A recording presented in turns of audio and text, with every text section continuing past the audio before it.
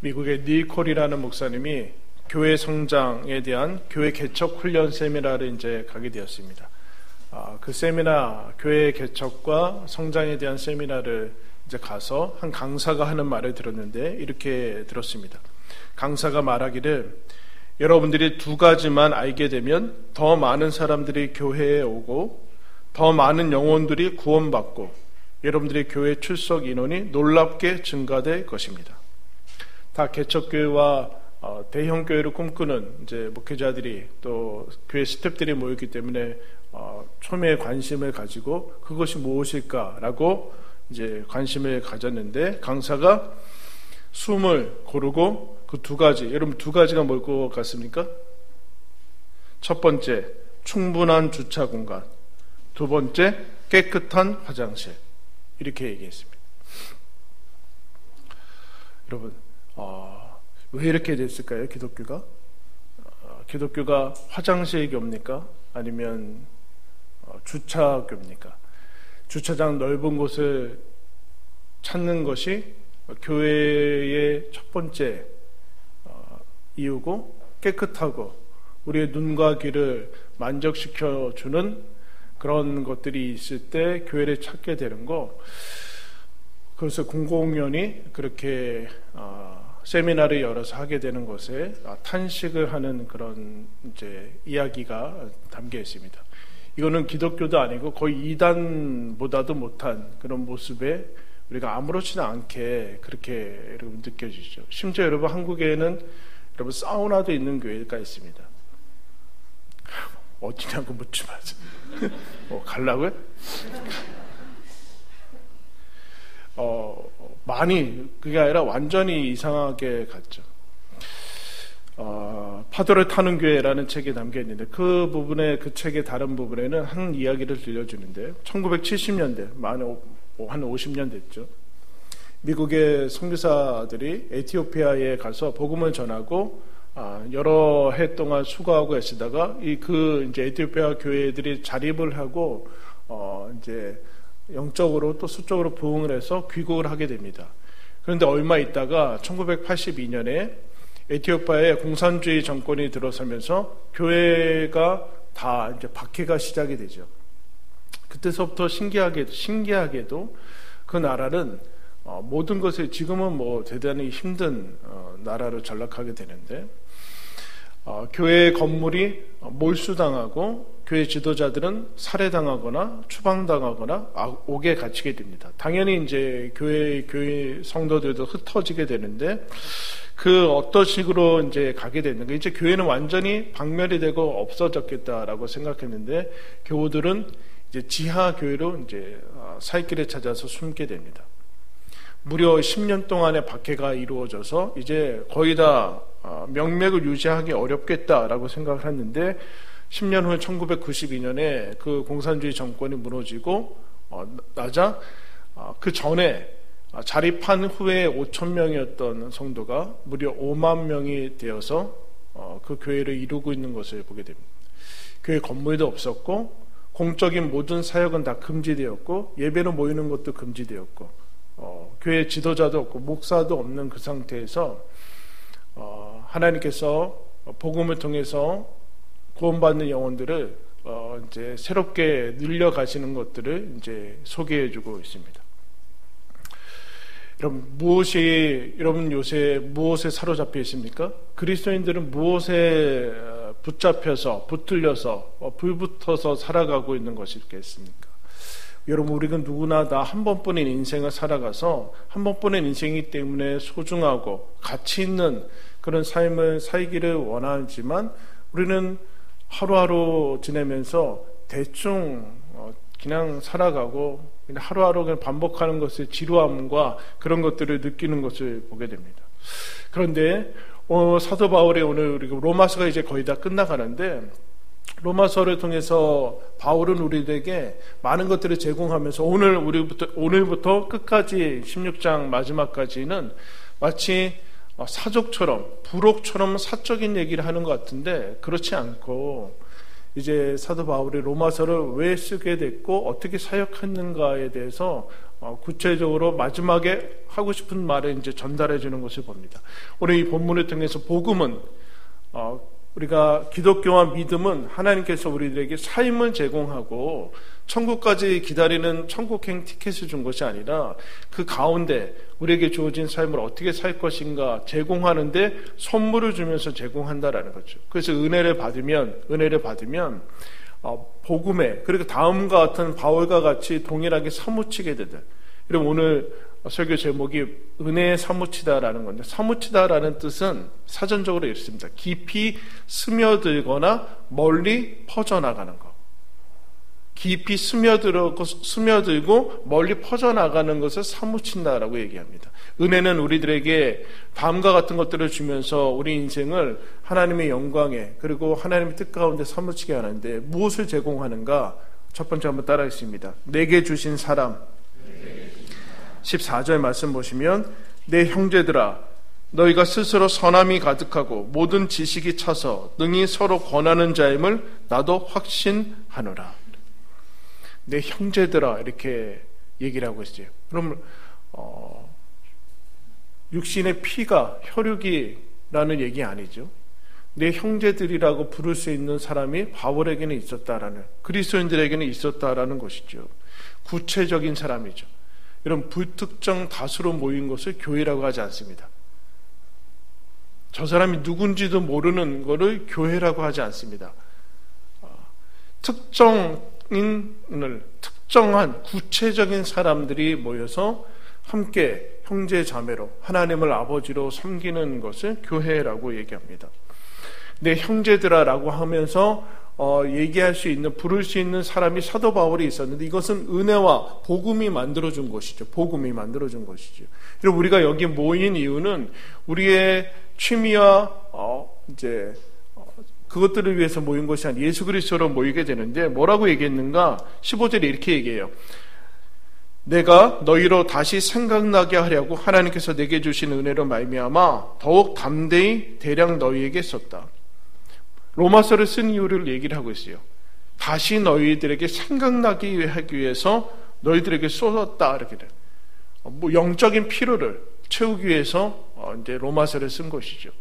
내 형제들아라고 부르는 그 사람들이 있는 것은 내가 은혜를 쏟을 사람들, 은혜를 받은 은혜를 쏟을 수 있는 사람들이 있었다라는 그 얘기를 지금 하고 있어요. 다시 생각나게 하려고 영적인 필요를 채우는 것이죠. 그럼 복음은 평생 들어도 다함이 없는, 끝나지 않는, 계속해서 깊이가 있는 것을 얘기를 하고 있어요. 언제나 복음은 다시 들어야 돼요. 한번 들어서 끝낼 수 없고 다시 듣고 다시 들어야 되는데, 다시 생각나게 하려고 라는 얘기는 쉽게 다른 말로 얘기하면 각성하는 거예요. 각성. 여러분, 흐릿하고 느슨해지고 대충 타협하면서 미지근하게 살아가는 것에 각성을 일으키고 있습니다.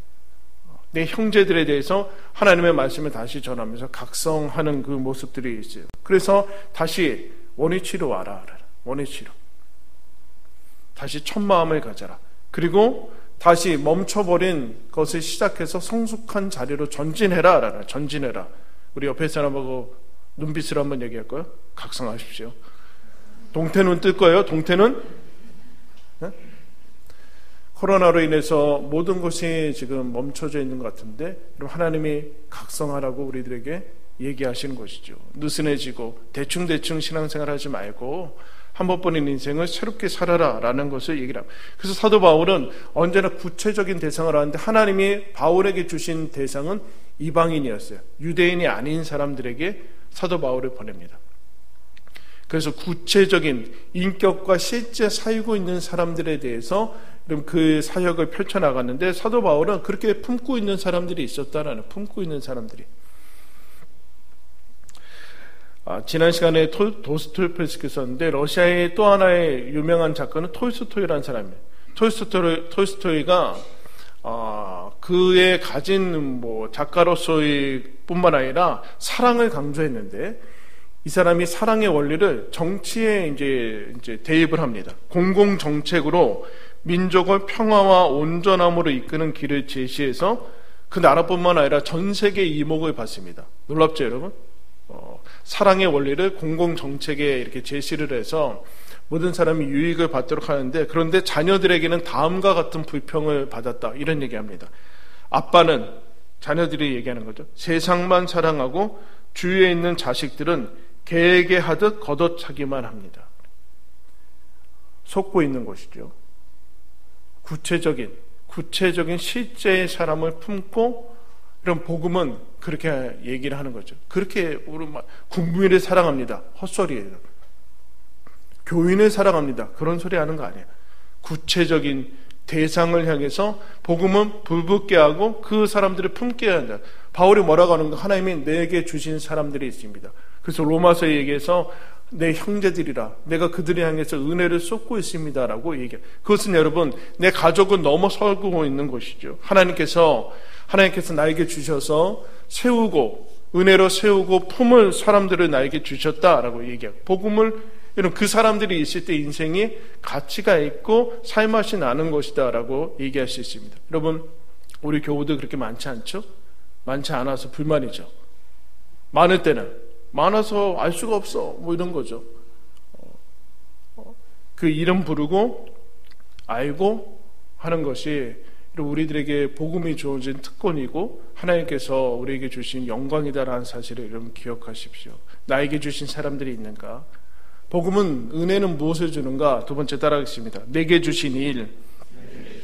17절 말씀 보면, 그러므로 내가 그리스도 예수 안에서 하나님의 일에 대하여 자랑하는 것이 있다. 바울은 하나님이 내게 주신 사람이 있을 뿐만 아니라 내게 주신 일이, 내가 하라고 하신 일이 있다. 하라고 하신, 여러분, 하나님이 여러분에게 하신 일이 있습니까? 여러분, 직업을 통해서 하라고 하신 일이 있겠죠. 직업을 통해서 우리 각자 직업을, 여러분, 종교개혁의 가장 위대한 점 중에 하나는 만인 제사장이라고 하는데, 만인 목사가 아니에요, 여러분.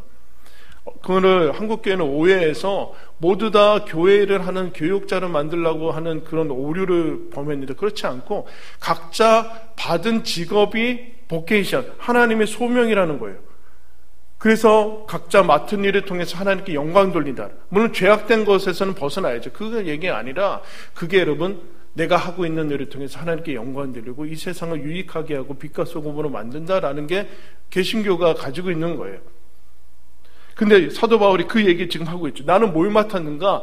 복음의 제사장 직분을 맡았다라. 제사장은 여러분 구약 이후에 없어졌죠. 제사장적인 직분을 맡았다라는 거죠. 제사장은 동일한 인간으로서 하나님 앞에서 이스라엘이 제물을 가지고 오는 거, 본인이 죽어야 되는데 본인의 죄를 대신해서 제물을 가지고 오는 그 제물을 하나님께 드리는 그 중간자의 역할을 하는 사람이죠. 중간자의 역할을. 그래서 나는, 제사장은 없어졌는데 그 역할을 하는, 중간에서 아직 복음을 모르는 사람들, 이방인들에게 복음을 전해서 하나님의 자녀로 만드는 그 중간의 역할을 하고 있습니다 라고 얘기해. 그게 하나님이 나에게 주신 일입니다. 사도 바울은 직접 장막을 만들면서 본인의 그 생활비를 벌면서 그렇게 하고 있었죠. 그 역할은 무엇인가? 통로의 역할을 했다라. 통로의 역할. 18절에 이렇게 얘기합니다. 그리스도께서 이방인들을 순종하게 하기 위하여 나를 통하여 역사하셨다. 이렇게 역사하셨다. 믿음을 뭐라고 표현했는가? 순종이라고 표현하고 있어요. 순종.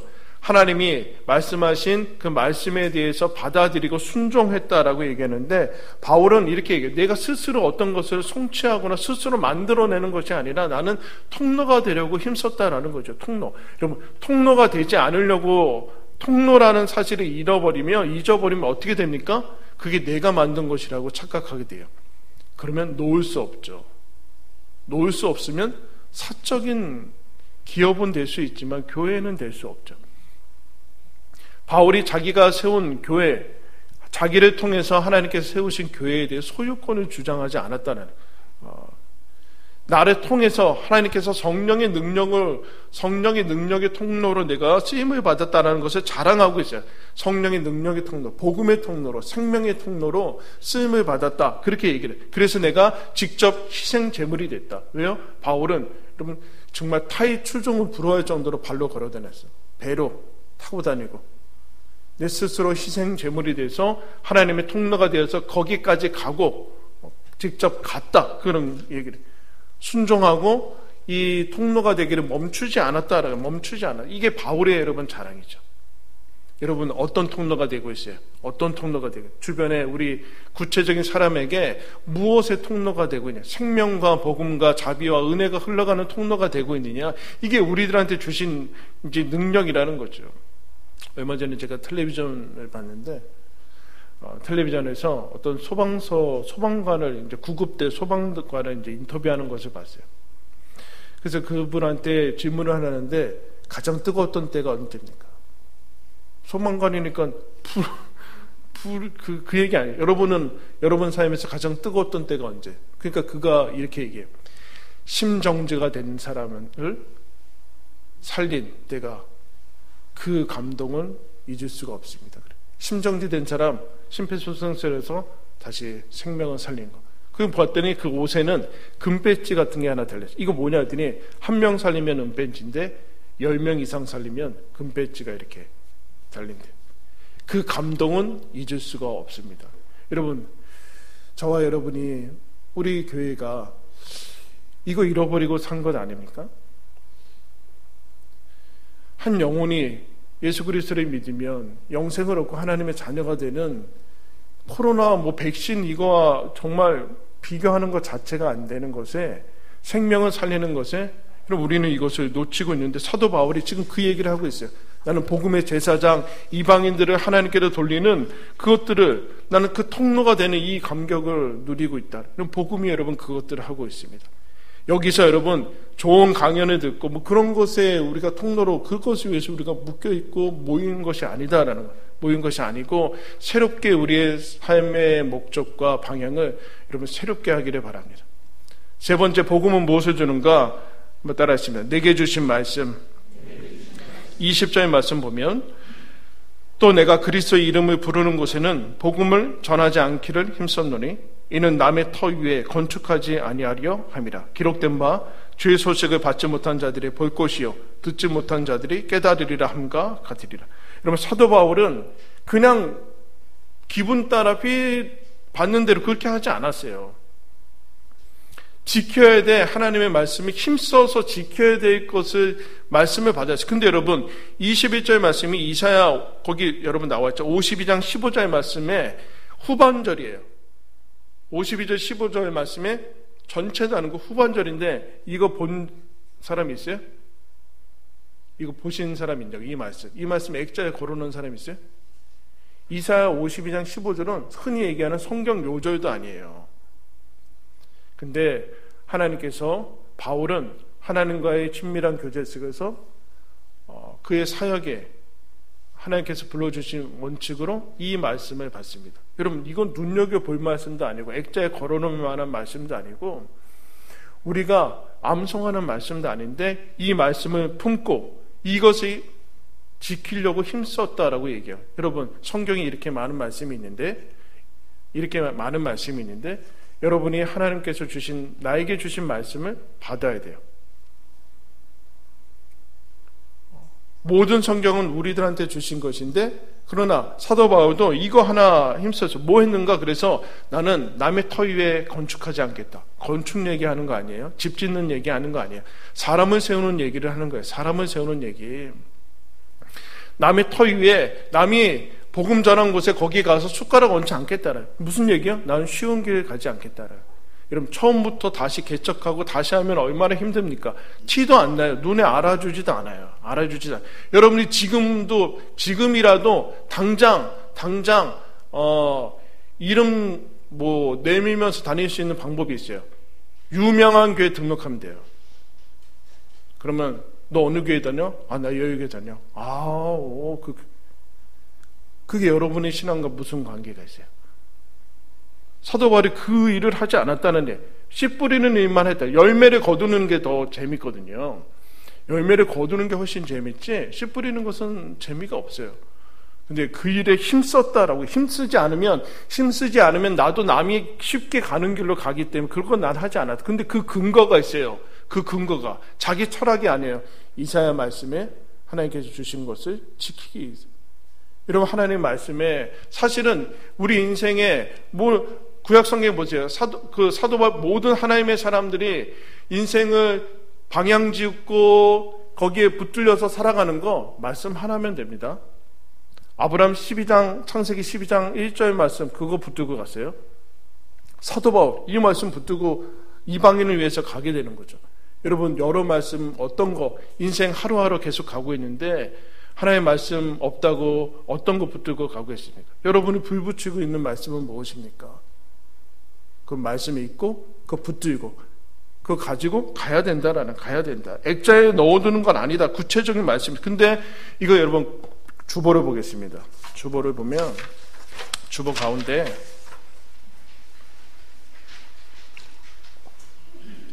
은혜와 복음은 뭘 준다고 그랬어요? 하나님이 내게 주신 사람을 알게 해주세요. 여기 있는 사람들 다 여러분에게 주신 사람이에요.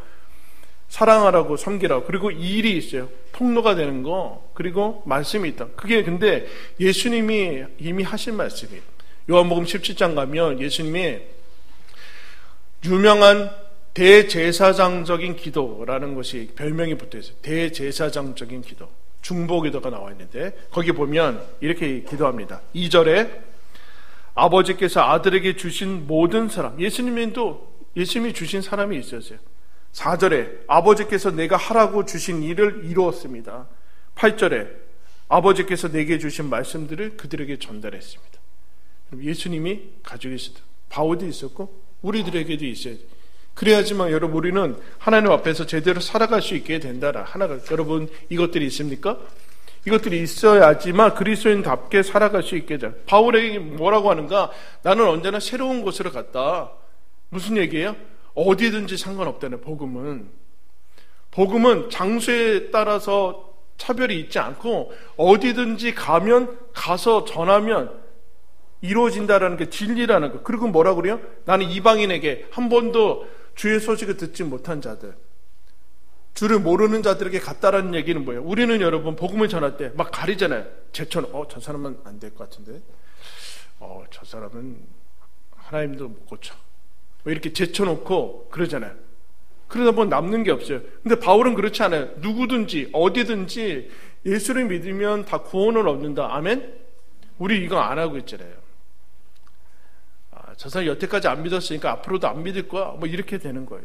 근데 바울은 거기 그렇게 하지 않았다. 로마서가 끝나가고 있습니다. 로마서가 끝나가고 있는데 사도 바울이 처음부터 끝까지 유지하고 견지하고 있는 게 있어요. 로마서 1장 16절에 이렇게 얘기해요. 이렇게 선포했어요. 내가 복음을 부끄러워하지 아니하노니. 이 복음은 모든 믿는 자에게 주시는 하나님의 능력이 되면 뭐라고 얘기했어요? 모든 믿으면 다 하나님께서 구원 얻게 된다는 거예요. 구원은 누구든지 상관없다. 헬라인이나 유대인이나 상관없다. 내가 복음을 부끄러워하지 않는다. 15장에 뭐라고 합니까? 하나님이 나에게 주신 말씀, 내게 하라고 하신 일, 내게 주신 사람들 이렇게 얘기하고 있어요.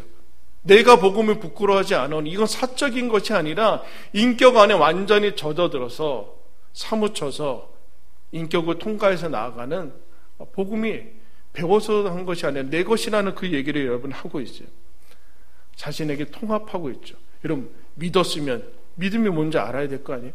믿음의 영광을 누려야 되는 것 아닙니까? 우리가 이 한 번뿐인 인생을 하나님이 믿음으로 하나님의 자녀로 살게 해주시는데 사도 바울처럼 사역자가 되라는 얘기 아니죠. 그렇게 살아갈 수 있는 특권을 다 버려버리고 엉뚱한 게 여러분 우리가 추구하는 것이 고작 깨끗한 화장실입니까? 넓은 주차장입니까? 우리 교회가 다음 꿈꿔야 되는 것이 넓은 주차장 확보입니까? 더 많은 좌석수입니까? 여러분 우리가 고작 그 정도로 때문에 다시 교회를 개척해서 여기에 모여 있는 겁니까? 그거 아니지 않습니까? 네? 더 넓고 그럼 더 화려한 찬양팀과 더 삐까뻔쩍한 프로그램을 위해서 우리가 여러분 교회를 개척하고 여기 서 있는 겁니까? 그것이 정말 사람을 구원하는 것입니까? 그런 것으로 다 따라가야만 되겠습니까? 얼마나 많이 모여야 여러분 내가 신앙생활을 보란 듯이 하겠습니까? 도대체 여기에 몇 명이 채워져야 저와 여러분은 그래도 하나님이 살아계시구나라고 하면서 신앙생활을 할 것입니까? 다 부질없는 것 아닙니까? 하나님께서 우리들에게 얘기하는, 그래서 조금 이따 찬양할 건데 이 찬양에, 예배자라는 찬양의 가사가 여러분 이렇습니다. 아무도 예배하지 않는 그곳에서 주를 예배하리라. 아무도 찬양하지 않는 그곳에서 나 주를 찬양하리라. 누구도 헌신하지 않는 그곳에서 주께 헌신하리라. 누구도 증거하지 않는 그곳에서 나 주를 증거하리라. 내가 밟는 모든 땅 주를 예배하게 하소서. 내가 선 이곳 주의 거룩한 곳 되게 하소서. 여러분, 그래서 우리가 서 있고 여기에 있고 하는 것 아니겠습니까? 여러분, 우리가 잃어버렸던 이 복음의 능력을 다시 회복해야만 되겠습니다. 잃어버린 복음의 능력, 말씀의 능력, 하나님의 은혜, 성령의 능력. 그래서 여러분, 여러분들이 서 있는 여러분들 부모님, 여러분들 자녀, 여러분들 가족 중에 아직 예수 그리스도를 모르고 부르지 않는 분이 있지 않습니까? 그럼 여러분 직면해서 울고 하나님 앞에 내가 그 중간에 서서 울고 복음과 생명의 통로로 서야 되죠. 언제까지 그냥 여러분 방치해 두겠습니까? 내 부모님, 우리 가족, 나 만났으니 천국 가야 되지 않겠습니까? 아멘? 나 만났으니까, 내가 하나님을 만났으니까 나를 통해서 우리 부모님, 우리 자녀들, 적어도 내 가족들, 그리고 나와 구체적으로 만나는 사람들은 나 때문에 하나님을 알고, 단순히 이 땅에서 여러분 우리의 목적이 넓히고 높아지고 그런 것 아니지 않습니까? 그것에서 넘어서는 가치 있는 삶으로 우리들에게 불러주셨다라. 바울은 여러분 그리스도인은 무엇을 믿는가? 이 복음을 여러분 믿는 것이죠. 여러분에게 사무치는 사람, 품고 있는 사람이 있습니까? 하나님이 나에게 주신 이것 하라고 하신 그 통로가 되는 일이 있습니까? 하나님께서 주신, 나에게 주시는 붙들려 있는 말씀이 있습니까? 그렇지 않다면 여러분 다시 은혜에 사무쳐야만 되겠습니다. 복음에 다시 사무쳐서 하나님께 가까이 나아가서 복음으로 인해서 복음만이, 하나님의 능력만이, 신앙만이 줄 수 있는 그 영광, 크리스찬만이 살 수 있는 이 땅에 정말 하나님의 영광을 누리면서 통로가 되어서 살아가는 그 영광을 여러분 다시 한번 사모하면서 살아가는 저와 여러분들 되기를 예수님의 이름으로 축원합니다. 기도하겠습니다. 하나님 아버지, 우리 식어진 가슴을 다시 성령으로, 은혜로 불붙여 주시길 원합니다. 이 세상에 내 마음에 자리 잡은 이 세상의 목표들과 헛된 것들을 다시 내려놓고 하나님, 우리를 부르신 그 놀라운 생명과 복음의 통로로 살기를 원합니다. 하나님, 복음을 통해서, 다시 그 믿음을 통해서 복음의 능력을 확신하며 나에게 주신 사람들 품고, 나에게 주신 말씀을 하나님 힘쓰며, 나에게 주신 하나님 주어진 이들을 통해서 하나님께 영광 돌리기를 원합니다. 하나님 아버지, 저희들을 새롭게 하나님 교회로, 개척하는 교회로 세워주셨으니 하나님께 영광 돌리며 칭찬받는 교회가 되기를 원합니다. 이전과 다른 모습으로 우리 인생을 살아나가기를 원합니다. 하나님 아버지, 내가 나에게 주어진 이 복음을 하나님 맛보며 누리며 전파하기를 원하오니 주여 새롭게 하시고 인도하여 주옵소서. 예수 그리스도의 이름으로 기도드리옵나이다. 아멘. 우리 아까 소개했던 찬양 부르면서 우리 교회가 벌써 2주년이 다 되고 있는데 여러분, 하나님께서 뜻이 있어서 우리 교회를 새롭게 시작하게 하신 것이라 믿습니다. 우리는 건물을 포기하고 왔고 안정된 자리들을 다 포기하고 오지 않았습니까? 멋진 넓은 식당들과 바로 뒤에 나가면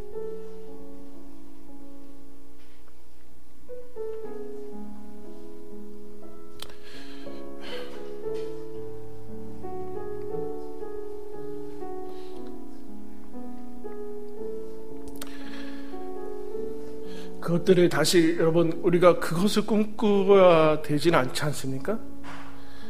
여기보다 몇 배가 많은 숫자가 모였지만 여러분 복음의 능력을 살아내지는 못하는 것을 경험하고 온 것 아닙니까? 여러분, 하나님께서 우리에게 은혜 주셨으니까 하나님 이 말씀대로 저희들 살아갈 수 있는 정말로 이 감동, 생명을 살리고 하나님의 능력에 의해서 살아가는 그것들을 우리를 통해서 일해달라고 기도하는 마음으로 함께 부르겠습니다.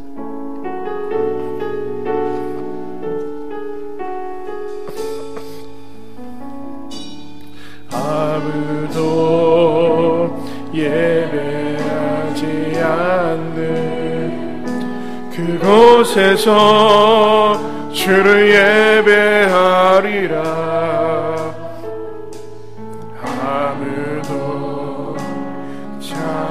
찬양하지 않는 그곳에서 나 주를 찬양하리라.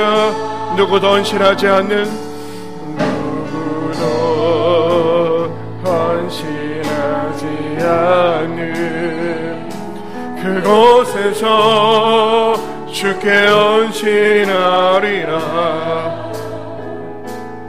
누구도 증거하지 않는 그곳에서 나 주를 증거하리라. 내가 받는 모든 땅 주를 예배하게 하소서. 주의 보혈로 덮어지게 하소서. 내가 선이고 주의 거룩한 곳 되게 하소서. 주의 향기로 물들이소서. 아무도 예배하지 않는, 아무도 예배하지 않는 그곳에서 주를 예배하리라.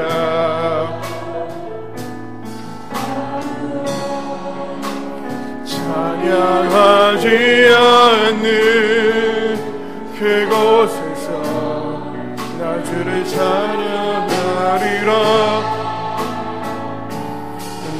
누구도 헌신하지 않는 그곳에서 주께 헌신하리라.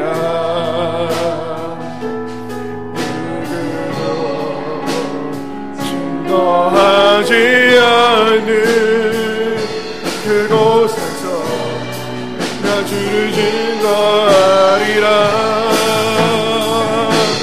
내가 밟는 모든 땅 주를 예배하게 하소서.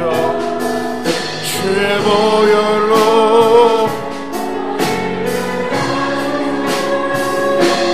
내가 선이고 주의 거룩한 곳 되게 하소서.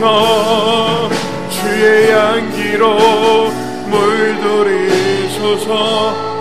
우리 이 시간 다 같이 기도할 때, 하나님, 우리가 더 이상 믿지 않는 복음의 능력에 다시 붙들리기 원합니다. 성령의 능력을 사모하기 원합니다. 하나님 아버지, 이 세상에 푹 파묻혀서 하나님 나라도 영원한 생명도 사모하지 않는 우리를 다시 깨워서 다시 생각나고 각성하게 하셔서 하나님, 이 은혜에 다시금 사로잡히기 원합니다. 우리 교회가 하나님께 쓰임받기 원합니다. 생명과 복음의 통로로 사용받기 원합니다. 우리 함께 기도하겠습니다. 하나님 아버지, 우리에게 아버지 하나님 다시금 복음의 능력에 사로잡히게 하여 주옵소서. 하나님 아버지, 하나님께서 허락하신 이 생명과 복음과 아버지 은혜의 아버지 능력에 사로잡히기 원하며 성령의 통로로, 생명의 통로로 사용되기 원합니다.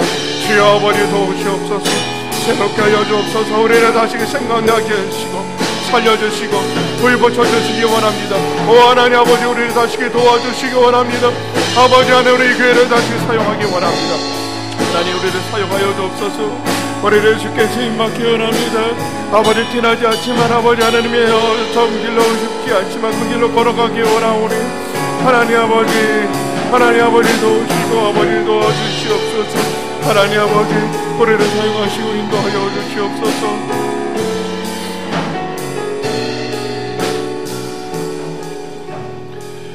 여러분, 우리 다시 한번 기도할 때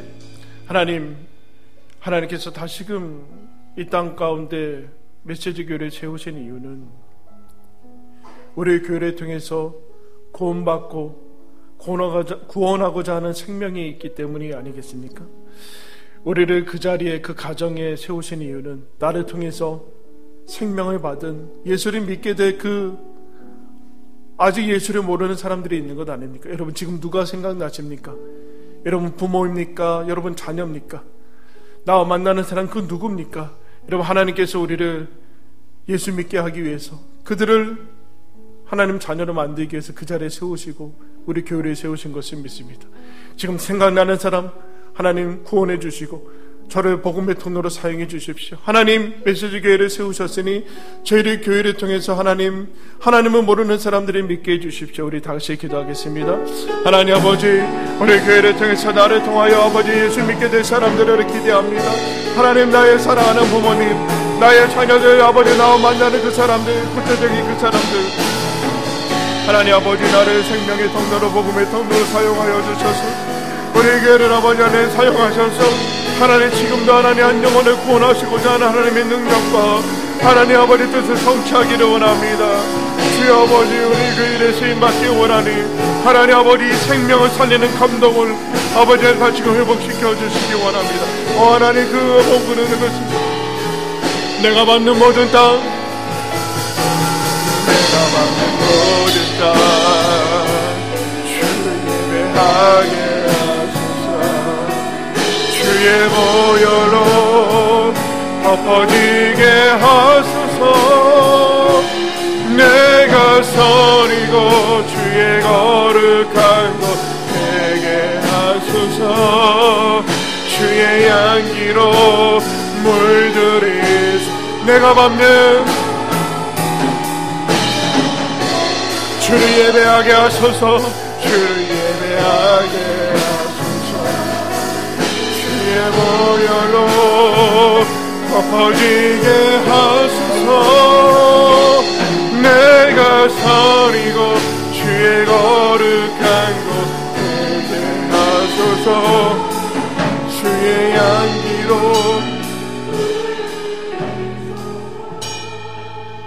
하나님 아버지, 복음의 능력으로, 성령의 능력으로 다시 체험받기 원합니다. 하나님 아버지, 그 은혜를, 그 믿음을 다시 아버지 회복시켜 주시옵소서.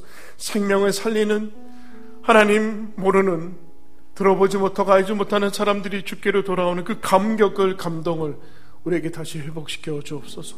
예수님 오신 지 2000년이 지났음에도 하나님 이 땅에, 이곳에 교회를 세우신 하나님의 그 아버지 포기하지 않는 사랑을 다시 기억하기 원하며, 하나님 우리에게 주신 사람들, 나를 통로로 사용하시는 하나님의 일을 품고 하나님이 내게 주신 말씀을 붙들며 다시금 우리에게 남은 인생, 하나님 메시지 교회와 함께 우리가 있는 그 자리에서 하나님 쓰임받기를 원합니다. 주여 인도하시고 도와주시옵소서.